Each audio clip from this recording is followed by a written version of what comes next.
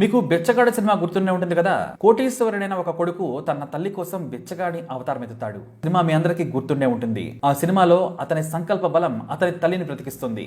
కానీ ఒక కోటీశ్వరుడు బిచ్చగాడిగా ఎలా బ్రతికాడు అనేదే ఆ సినిమా.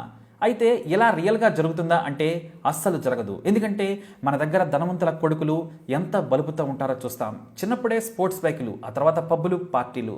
అందరూ అలానే ఉంటారని కాదు, కానీ 90% మంది అలానే ఉంటారు. ఇక సినిమా స్టార్స్ పిల్లల సంగతి అయితే సరే మీడియాలో షోలు చేస్తారు, కానీ వారి దగ్గర పనిచేసే వాళ్లకు మాత్రమే అసలు స్వరూపం తెలుస్తుంది.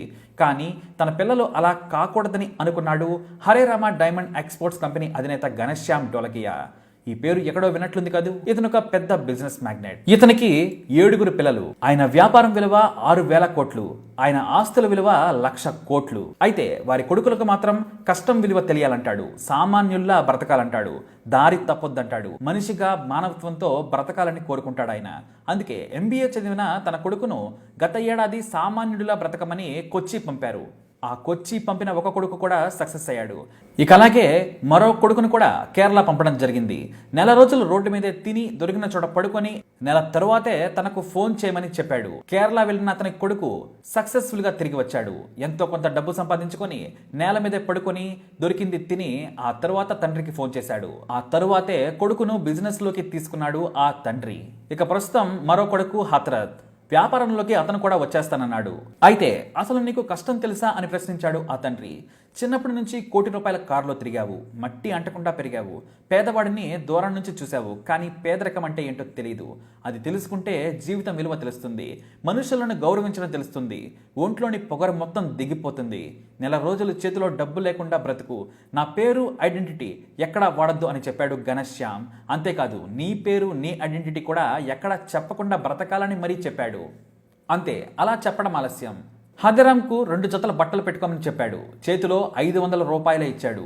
విమాన టికెట్ చేతిలో పెట్టి వెళ్ళిపోమన్నాడు. వెళ్లే ముందు అతని చేతికి ఉన్న బంగారం, ఉంగరాలు మొత్తం తీసేసుకున్నాడు. డ్రైవర్ని ఎయిర్పోర్ట్లో దించరమ్మన్నాడు. అంతే, చిల్లిగవ్వ లేకుండా నెల రోజులు బ్రతకాలి. అతని దగ్గర ఉంది కేవలం ₹500. కోట్లు ఖర్చు చేసినోడికి ఆ ₹500 విలువేంటో ఆ రోజే తెలిసినట్టుంది. నెల తర్వాత నాకు ఫోన్ చెయ్యి, సరిగ్గా 31వ రోజే నీ ఫోన్ కోసం ఎదురు చూస్తానని చెప్పాడు ఆ తండ్రి. తండ్రి చెప్పినట్లుగా 23 ఏళ్ల హెదరామ్ హైదరాబాద్లో దిగారు. ఎర్లీ మార్నింగ్ ఫ్లైట్ కావడంతో ఉదయాన్నే శంషాబాద్లో దిగిపోయాడు. తన తోటి ప్రయాణికులను హైదరాబాద్, సికింద్రాబాద్ గురించి అడిగి తెలుసుకున్నారు. ఆర్టీసీ బస్ ఎక్కి సికింద్రాబాద్ వచ్చాడు హెదరామ్. వచ్చి రాగానే ఉదయం రోడ్డు మీద బ్రేక్ఫాస్ట్ చేసి షాపులు తెరవగానే ప్రతి షాపు తిరిగాడు. సికింద్రాబాద్ ప్యారడైజ్ దగ్గర షోరూమ్స్ అన్నీ తిరిగాడు. తనకి ఉద్యోగం కావాలని ప్రతి ఒక్కరిని బ్రతిమలాడాడు. తాను రోజువారీగా పనిచేస్తాను, ఎంత ఇచ్చినా పనిచేస్తానని చెప్పుకొచ్చాడు. తాను చదువుకుంటున్నాను, ఇంటర్వ్యూలో గవర్నమెంట్ జాబ్ వస్తే వెళ్ళిపోతాను, బంధువుల ఇంటికి వచ్చానని అబద్ధాలాడాడు. అయితే హెదరామ్కు మంచి ఇంగ్లీష్, హిందీ రావడంతో అడిడాస్ షోరూంలో జాబ్ దొరికింది. రోజుకు ₹500 జీతం. ఇక ఆ పనిలో కుదిరాడు. వారం పనిచేశాడు. అయితే ఎక్కడ పడుకోవాలో ప్లేస్ పెద్దగా దొరకడం లేదు. బ్యాగ్తో సహా సికింద్రాబాద్ స్టేషన్ ముందు బస్ స్టాప్లో పడుకున్నాడు. సులభ్ కాంప్లెక్స్లో ఫ్రెష్ అయ్యి షాప్లోకి వెళ్ళిపోయేవాడు. అక్కడ తన కష్టం చెప్పుకొని అందులో పనిచేసే వ్యక్తి ద్వారా నార్త్ నుంచి వచ్చిన యువకుల ఇంట్లో ఉన్నాడు. అయితే అక్కడ మాత్రం కరెక్ట్గా వారమే పనిచేశాడు. ఆ తర్వాత జాబ్ మానేసి మరొకటి చూసుకున్నాడు. ఈసారి మార్కెటింగ్. ఆ తర్వాత హోటల్లో పనిచేశాడు. ఏ పని చేసినా సిగ్గుపడలేదు. జీవిత పాఠం కింది స్థాయిలోనే ఉంటుందని తండ్రి చెప్పిన మాటను జవదాటలేదు. ఆ తర్వాత తన మాట చాతుర్యంతో జెడ్ బ్లూలో వేకెన్సీ ఉందని పేపర్లో చూసి వెళ్ళి ఫస్ట్ ఇంటర్వ్యూలోనే జాబ్ కొట్టేశాడు. సరిగ్గా 31 రోజుల తర్వాత తన ఖర్చుల పోను చేతిలో 5,000 మిగిలాయి. ఆ 5,000 చేతిలో పట్టుకొని తన స్నేహితుల ఫోన్ ద్వారా తండ్రికి ఫోన్ చేశాడు. తాను చేసిన పనులను స్నేహితుల గురించి చెప్పి తండ్రిని సంతోషపెట్టాడు.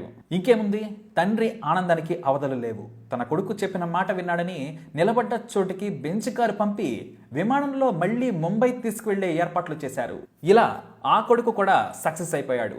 ఇక ఆ తర్వాత సరిగ్గా తన 6వ కొడుకు పింటూ తులసి MBA పూర్తి కాగానే మళ్ళీ అతన్ని కూడా కొచ్చి పంపించాడు. నెల రోజుల్లో చేతులు రూపాయి లేకుండా బ్రతికి తమ శక్తిని నిరూపించుకున్నారు. ఈ తరహా పద్ధతిని చాలా ఏళ్లుగా ఘనశ్యామ్ ఫ్యామిలీ పాటిస్తోంది.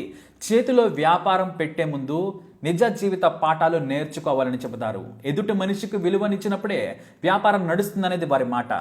చిటికేస్తే 10 మంది మనుషులు వస్తారు, కానీ దోమల మధ్య పడుకొని రోడ్డు మీద తిని బ్రతకడం అంటే వారికి చాలా కొత్త.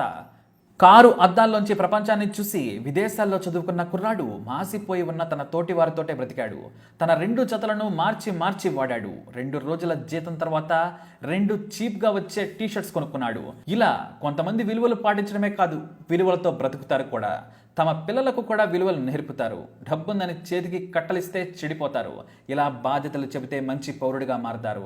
ఈసారి ఏ పేదవాడు తన పక్కన ఉన్న జీవితంలో వారిని ఆశ్రయించుకోడు. పైగా వారికి వీలైతే సాయం చేస్తాడు. తన తండ్రితో కూడా అవే మాటలు చెప్పాడు హిందరాం.